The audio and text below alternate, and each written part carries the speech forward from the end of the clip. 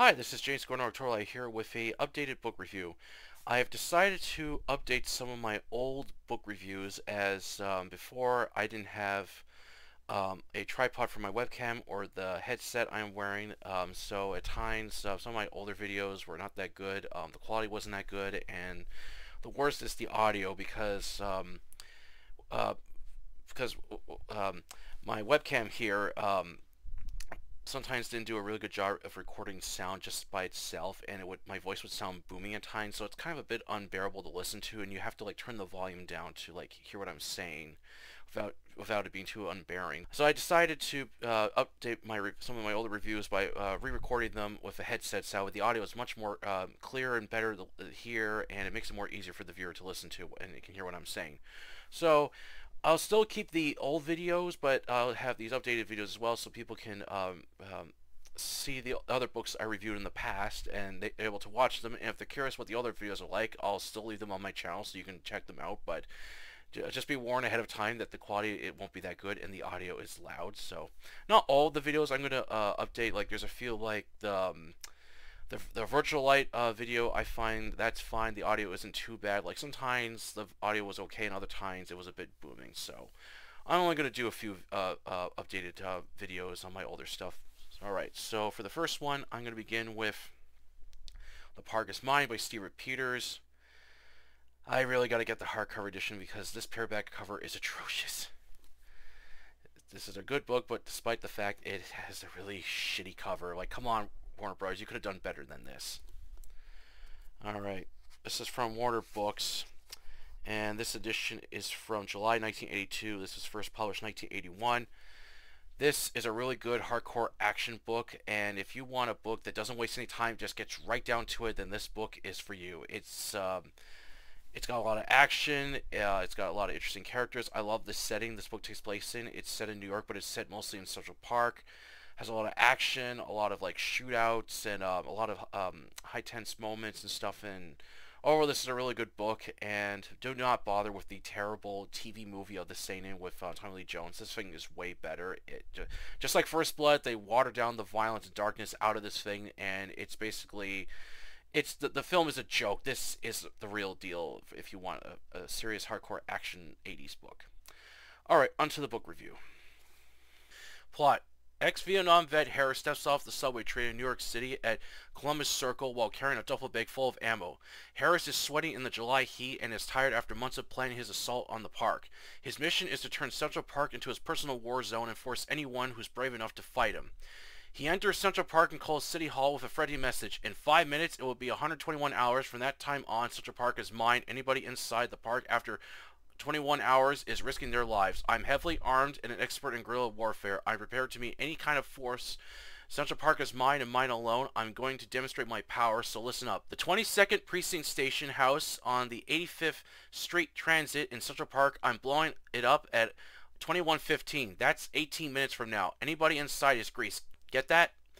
The person on the other line replies, yes, sir. Harris hangs up and begins going to different parts of Central Park, retrieving his arsenal of weapons, clothing, and other gear hidden in bushes or buried underground. First, his AK-47 with banana magazines, his jungle camo clothing, a helmet with Plan B written on it, an M79 grenade launcher with 44mm high explosive and smoke grenades, a Colt 45 pistol, claymore mines, tripwire, and booby traps, and an M60 heavy machine gun.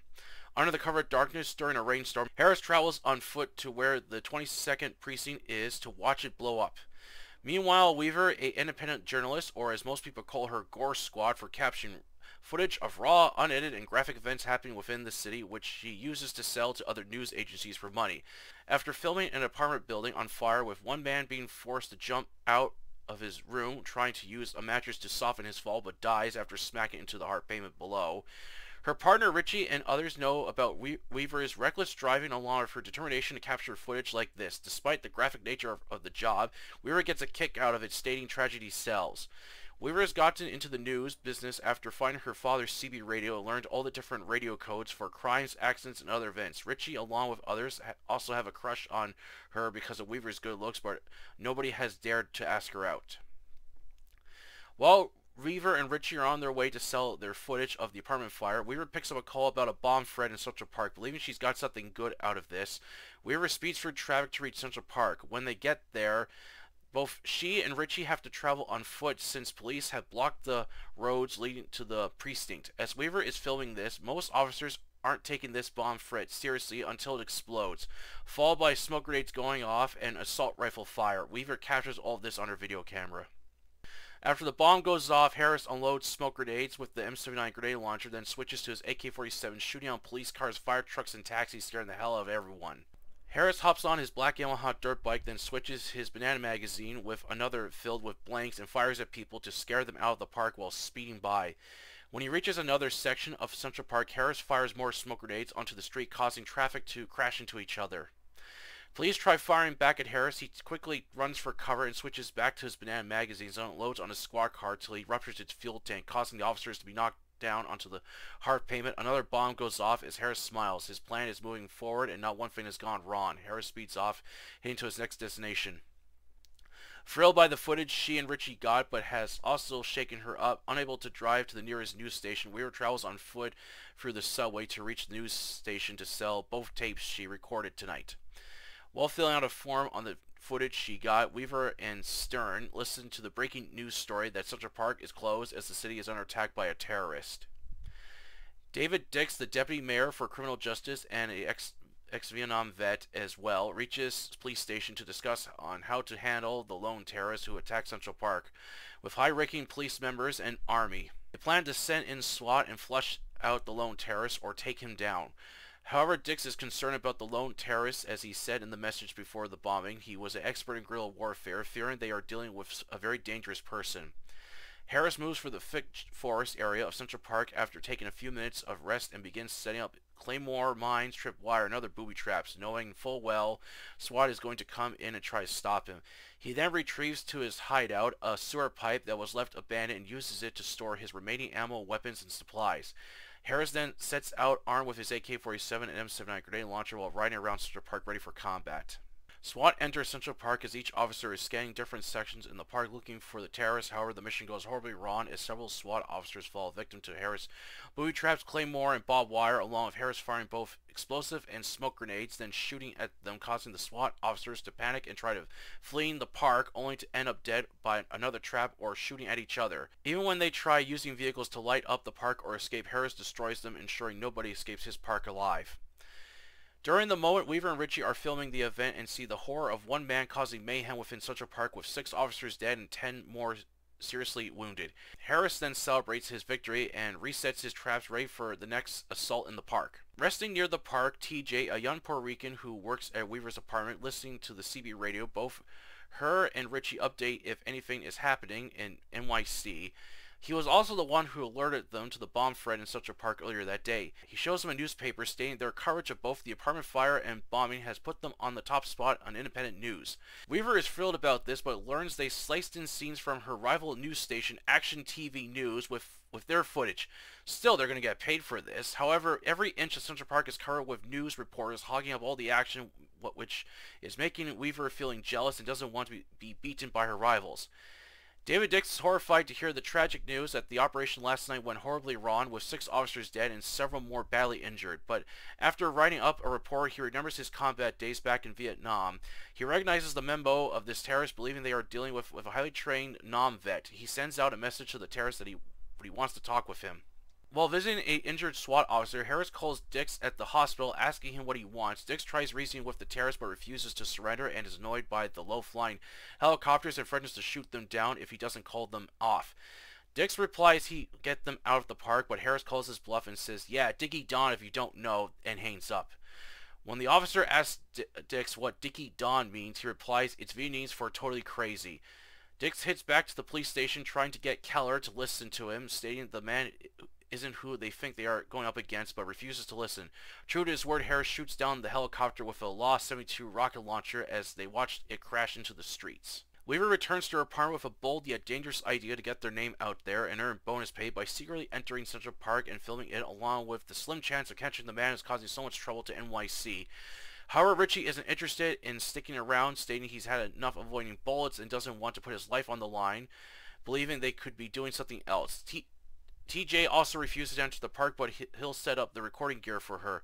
Weaver is able to sneak into the park after getting TJ to call a payphone to make a cop answer it, allowing her to sneak past him, but passes out from an energy crash and wakens up the following morning. She begins filming the empty park only to be greeted by Harris himself pointing his assault rifle at her.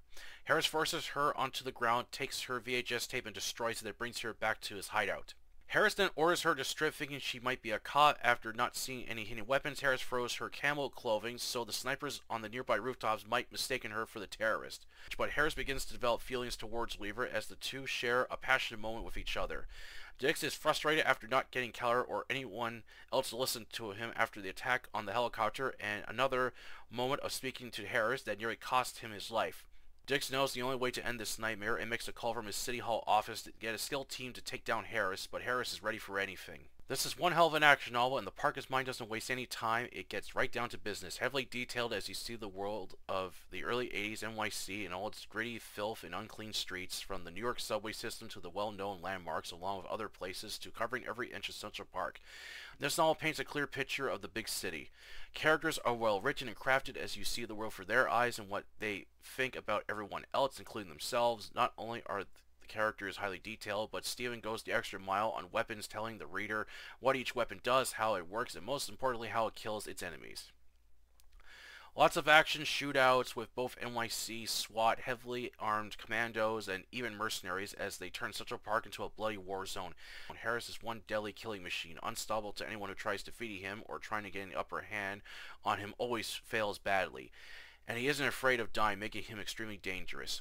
Weaver, an underground reporter who gets a kick out of recording raw footage of events happening around New York, forms a love-hate relationship with Harris as she both fears him yet at the same time can't resist him, causing Stockholm Syndrome between the two of them. At first she loves seeing the raw violence around her, but her attitude towards the end begins to change her views on life and death. And last, David Dix is a man who's frustrated by being pushed around by everyone around him when he clearly understands what Harris is doing and the destructive power he has that the other officials clearly don't know who they are going up against. During my read, I picked up on a scene that caught my eye on page 288, which reads, "There was another rumor that a gang of ab-terrorists were hiding in the sewer system under the park, waiting for the precious moment to make their demands known." When I read this scene, a sudden thought came to mind. In the violent FPS game Postal 2, if the player enters the sewer opening behind his trailer, you'll find ab-terrorists inside and will attack the player on sight. Traveling further into the sewer's tunnels will take you to the Middle East and earn you the achievement called "Found Them Faster Than GWB." Later on in the game, the terrorists use the sewer system to move around under the town of Paradise. Nice to find a little nod to the Parker's mind in that game. While roaming around, you'll find hidden weapons placed in bushes and trash bins, like how Harris hid his weaponry. Overall, The Parker's Mind is a solid action novel from start to finish, and I really wish this novel would get reprinted. Stephen Pierce's writing is excellent, and this novel doesn't hold anything back. I really hope to find more novels by this author if he has written anything else after The Parker's Mind. Sadly, like First Blood was made into a Disney-type movie, The Parker's Mind was turned into a terrible film. The HBO TV film of the same name, starring Tommy Lee Jones, barely scratches the surface of this great novel. All the main action pieces are removed and toned down, along with most of the mayhem and violence that happens within the pages. The character Harris, whose only goal in the novel was to relive his glory days back in Nam, is heavily edited to a man who is trying to bring a message to the people about what Vietnam vets went through, along with the pain and suffering they go through, while not trying to kill anyone, which ruins the story. Trying to add this message kills it. So it's not worth wasting your time on the heavily edited PG film that doesn't have the guts to do what this novel does.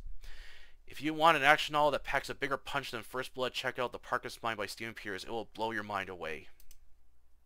Alright, that's it for this update review. I hope you enjoyed it. And if you never heard of The Parker's Mind, I definitely recommend you check this book out. Avoid the film. It's terrible. So this is way better. Just like the First Blood, the novel is way better than that shitty Stallone film. But anyway, you can get this novel like dirt cheap. Like you can go on Amazon, eBay. You can get this book like dirt cheap. It's very easy to come by if you have like these sites you can go on and just order it. And like I said, one of these days I'm definitely going to get the hardcover edition because it has a way better cover than this shitty cover here. And I would also love to get the Japanese edition, which again has a better cover. This is something that gets me. Like this, like Warner Books is a big publisher. This is the best they can come up with for a cover. This is fucking pathetic. It's just terrible. I covered this cover in a top list video I did of like bad book covers. So if you want to hear me talk more about this awful book cover, check that video out. But I was thinking, like, why couldn't they do like a cover design like those Men Adventure books like Golden Eagle did with the Mac Brolin series, the Able Team, and like do a cover like what that publisher did for their book covers, which are highly detailed, illustrated like action scenes that look something like out of an action movie. Why couldn't they do the same for this instead of this horrible cover of a elderly couple making out while being burned alive with a oak with a maple leaf on the cover? Like, come on. But anyway, this book is really good. It is heavily detailed, and if you're a fan of like besides action, but if you love reading stories set in like NYC, and you love reading about like the old days of NYC before it became Disneyland, then this is a good book to read because it has all that. It's got like, you know, the filth, the grit, the dirt, the the graffiti and all the like the just the grimy image of like New York. What the city had character. This covers it very well, and the characters are very well written. Very layered characters, highly detailed, lots of action, and overall this is just a great book. I'm still on the hunt for like other novels if Stephen Pierce wrote any. Like, all I know is that he did a screenplay for The 4-4 of Roy Scheider. I'd like to check that out. Apparently it's based on a novel, but I can't find any information on that book. And all the other, like, he's done like a whole bunch of like films, like he wrote for screenplays, and then another a screenplay he wrote for, which I have, is The Wild Things, which is like this crime thriller, erotic thriller film. I haven't watched that yet. I'll have to see if that's any good or not, but I am hoping one day to find some more books by this author, and I would like to see this book get reprinted too, as this is a really good book, and I definitely would love to get the hardcover edition of The Park Is Mine. Alright, that's it for this updated review. Hope you enjoyed it, and please don't forget to subscribe to October Library, the YouTube channel, and the Facebook group with the same name, Place to Post and Review of Fiction. Until then, I'll catch you later.